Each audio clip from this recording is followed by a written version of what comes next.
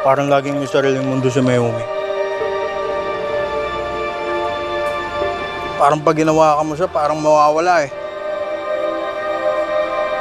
Parang usok. Putya. Paano nang pinagsasabi mo, par? Kasi parang may narinig ako eh. Galing daw siya sa Manila. Kick out. Di ka ba natatakot mahuli dyan? Putik. Dahil ba sa akin yan? Type mo ba ako? Huwag mong pigilan.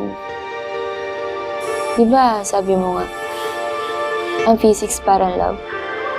Pinapabagal ng resistance ang mga bagay na dapat mahulog.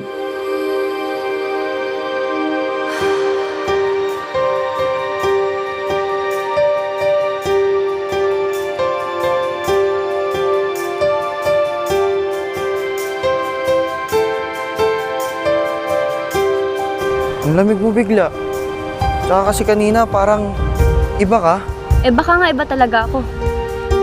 Ikaw talaga yung babaeng gusto ng thrill, no?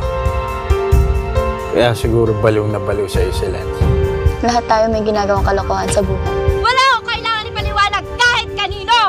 Alam ko ako yung gusto mo.